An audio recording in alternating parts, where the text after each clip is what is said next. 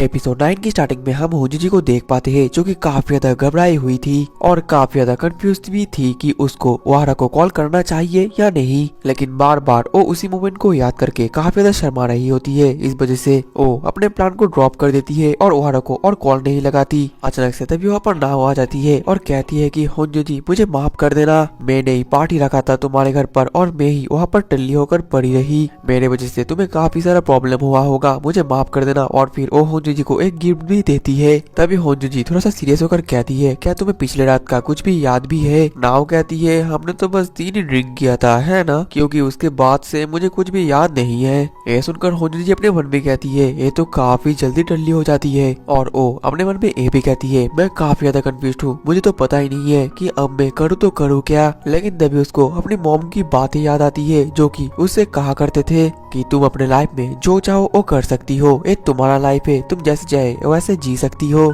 फिर वो कहती है ना मुझे बिल्कुल भी डिसीजन लेना नहीं आता क्योंकि मैं ह्यूमन के इमोशन को नहीं समझ पाती। वहीं पर नाव तो होंजी जी की एक भी बात को नहीं समझ पाती और कहती है होंजी जी क्यों ना तुम भी मेरे साथ ग्लास मेकिंग करो, तुम्हें कोई पैसे देने की भी जरूरत नहीं है, ये मेरी तरफ से एपोलॉजी की तरफ से ले लो, इससे शायद तुम्हें थोड़ा सा अच्छा महसूस हो। वहीं पर होंजी जी तो उसकी ये बातें सुनकर काफी ज्यादा हैरान हो जाती है। अब अगले दिन में हम नेक्स्ट दिन को देख पाते हैं जहाँ पर की जो होंजी जी थी और नाव के ग्लास वर्कशॉप में पहुंच गई थी। नाव होंजी जी को देखकर काफी ज्यादा खुश हो जाती है और वहाँ पर तो नाव की टीचर भी थी। फिर जो होंजी जी थी वहाँ पर बनाया गया ग्लासेस को देखने लग जाती है और वो देखकर वो काफी ज्यादा इम्प्रेस्ड हो जाती है, कहने लगती है कि ये तो काफी ज्यादा अच्छी तरीके से बनाया गया है। नाव कहती है तुम चिंता मत करो, अगर तुम भी कोशिश करो तो तुम भी ऐसा बना पाओगी। उसके बाद हम देख पाते हैं कि नाव की टीचर भी वहाँ से चली जाती है और जो नाव है वो अब होंजी जी को टिप्स देने लगती है और फिर धीरे धीरे नाव एक स्टेप बाय स्टेप होंजी जी को हर एक ग्लास मेकिंग का टिप बता रही होती है और होंजी जी भी बिल्कुल वैसा ही कर रही थी। वहीं पर एक काम करते वक्त भी होंजी जी अपने मन में कह रही थी कि ये काफी ज्यादा हेक्टिक काम है, इतने गर्मी में काम करना आसान नहीं है, लेकिन नाव तो एक काफी ज्यादा अच्छी तरीके से और मजे लेकर कर रही है, वो सच में काफी ज्यादा अमेजिंग है।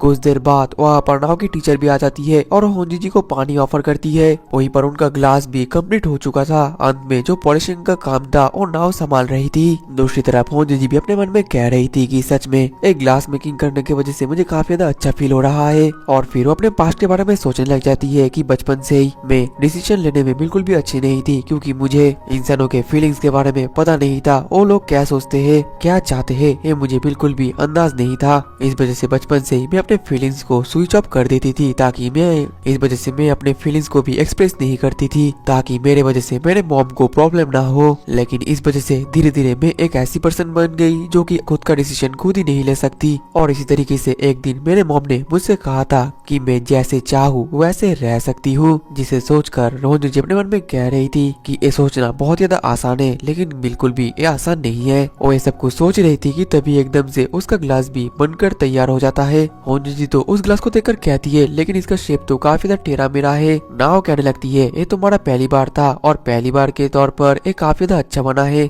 यहाँ तक कि नाव की टीचर भी होंजी जी की तारीफ करती है जिस वजह से होंजी जी काफी ज्यादा खुश हो जाती है। इसके बाद होंजी जी घर जाने वाली थी और नाव उससे कहती है जब एक ग्लास ठंडा हो जाएगा तब मैं ये तुम्हारे घर पर पहुंचा दूंगी। और फिर होंजी जी ऐसे सोचने लगती है कि अब वो इस ग्लास का करेगी क्या। लेकिन तभी उसके मॉम का उसके फोन में मैसेज आ जाता है और वो उससे नेक्स्ट दिन मिलना चाहती थी, जो देखकर होंजी जी काफी ज्यादा हैरान हो गई थी। अब अगले सीन में उसी दिन को हम देख पाते हैं जहाँ पर होंजी जी काफी ज्यादा घबराई हुई थी और वो रेडी हो रही थी और फिर वो अपने मॉम से मिलने के लिए चली जाती है। लेकिन इस दौरान ओहारा उसको बार बार कॉल कर रहा था लेकिन होंजी जी का मन उस तरफ नहीं था। अब अगले सीन में होंजी जी कैफे में बैठकर अपनी मॉम का वेट कर रही थी लेकिन वो काफी ज्यादा घबराई हुई थी। और तभी अचानक से वहाँ पर होंजी जी की मॉम आ जाती है और वो होंजी जी को देखकर काफी ज्यादा खुश थी और उसको देखकर पूछने लग जाती है कि ये कैफे तो काफी ज्यादा कमाल का है, क्या तुम यहाँ पर रेगुलर आती हो? होंजी जी हाँ कहती है लेकिन वो असल में झूठ कहती है क्योंकि ये उसका फर्स्ट टाइम था। फिर होंजी जी अपने मॉम से इतने सारे बैग्स के बारे में पूछती है जिसमें उसकी मॉम कहती है मैंने तुम्हारे लिए बहुत सारा शॉपिंग किया है। और फिर एकदम से वो वहाँ पर ही वो कपड़े खोलने लग जाती है और होंजी जी को चेक करने के लिए बोलती है कि उसका साइज ठीक है या नहीं।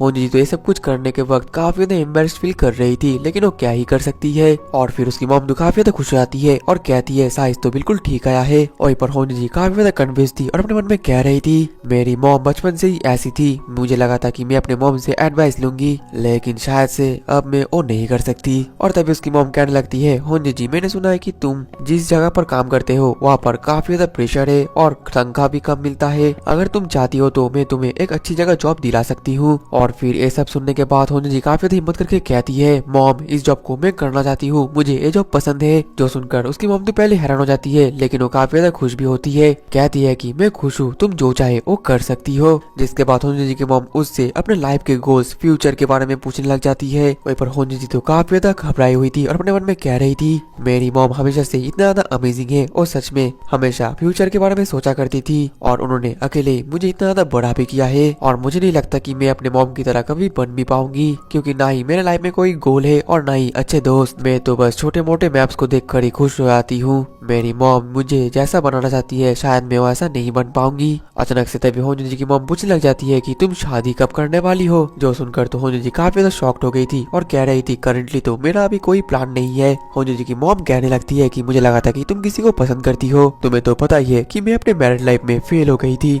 इस वजह से मैं नहीं चाहती कि तुम्हारे साथ भी ऐसा ही हो। इस वजह से तुम्हारे शादी से पहले मैं तुम्हारे पार्टनर से मिलूंगी और लंबी चौड़ी उससे बात करूंगी, इसलिए होंजी अपने शादी से पहले मुझे अपने पार्टनर के साथ जरूर मिलवाना। वहीं पर तो होंजी ये सब कुछ सुनकर काफी ज्यादा वॉकआउट फील कर रही थी। दूसरी तरफ उसकी मॉम तो बक कर ही जा रही थी, वो तो रुकने का नाम ही नहीं ले रही थी। और वहीं पर ओहारा तो होंजी के फोन में अभी भी कॉल करे जा रहा था, लेकिन फोन तो साइलेंट में था, इस वजह से होंजी को भी उस फोन के बारे में पता नहीं चलता। और दूसरी तरफ हम ओहारा को देख पाते हैं जो कि काफी ज्यादा चिंता में था, क्योंकि जो होंजी थी वो उसका कॉल नहीं उठा रही थी। इससे उससे लगने लगता है कि जो होंजी है वो अभी भी ओहारा से गुस्सा है। लेकिन अचानक से तभी ओहारा के फोन में किसी का कॉल आता है। ओहारा को लगने लगा था कि होंजी ने उसको कॉल किया है, लेकिन वो तो बस एक डॉक्टर का कॉल था, जिस डॉक्टर से कि वो अपना कैट का चेकअप करवाता है। इसके बाद हम फिर से होंजी को देख पाते हैं जहाँ पर कि उनका मिलना जुलना खत्म हो जाता है और उसकी मॉम अब अपने जगह जाने वाली थी, लेकिन जाने से पहले भी वो होंजी को एक बहुत ही ज्यादा लंबा चौड़ा मोटिवेशन दे देती है, जो कि होंजी सहन नहीं कर पाती और अपने मॉम के जाने के बाद वो चैन की सांस लेती है। वही दूसरी तरफ हम उसकी मॉम को देख पाते हैं जो कि किसी से फोन से बात कर रही थी और कह रही थी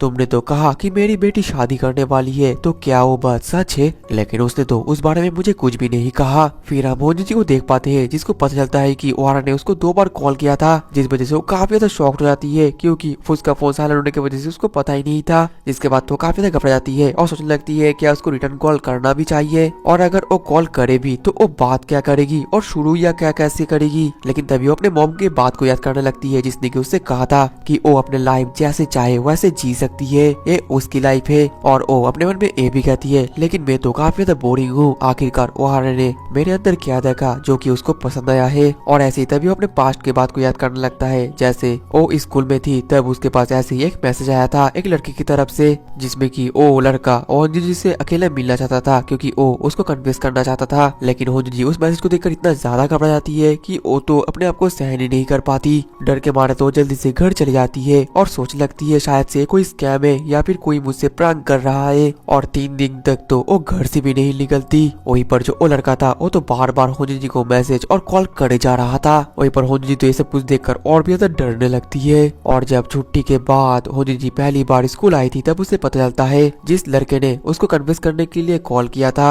वो बीमार हो गया था, क्योंकि वो होंजी के लिए घंटों तक वेट कर रहा था। तब होंजी को रियलाइज होता है कि कोई भी उससे प्रैंक या स्कैम नहीं कर रहा था। प्रेजेंट में होंजी सोचती है कि आखिरकार मैं इतना ज्यादा बेवकूफ क्यों थी और मैं ये सब कुछ कंफर्म करने के लिए इतना ज्यादा टाइम ही क्यों लगाती हूँ। मैंने अब सोच लिया है कि मेरे दिमाग में ये सब कुछ फालतू की चीजें चल रही है, मैं ये सब कुछ खत्म कर दूंगी। आज तो ओहारा को बताना ही पड़ेगा कि वो मुझे पसंद क्यों करता है और वो मेरे में इंटरेस्टेड क्यों है। और ये सब कुछ सोचते सोचते तो वो सीधा ओहारा के घर में पहुंच जाती है। वहीं पर ओहारा जैसे दरवाजा खोलता है तो वो तो एकदम दंगी रह जाता है, क्योंकि उसके सामने होंजी थी। और तो कन्फ्यूज होकर पूछने लग जाती है कि आखिरकार तुम यहाँ पर क्या कर रही हो। लेकिन होंजी तो सीधा ओहारा को कहने लगती है मैं तुम्हारे साथ डेट पर जाना चाहती हूँ। और दोस्तों इसी के साथ ही हमारा एपिसोड 9 भी खत्म हो जाता है। अगर आप लोग इसका नेक्स्ट एपिसोड चाहते हो तो ज्यादा से ज्यादा लाइक और कमेंट कर दो, क्योंकि जितना ज्यादा लाइक और कमेंट होगा नेक्स्ट एपिसोड में उतना ही जल्दी लाऊंगा। मिलते हैं नेक्स्ट एपिसोड में, तब तक के लिए टाटा बाय बाय सायोनारा।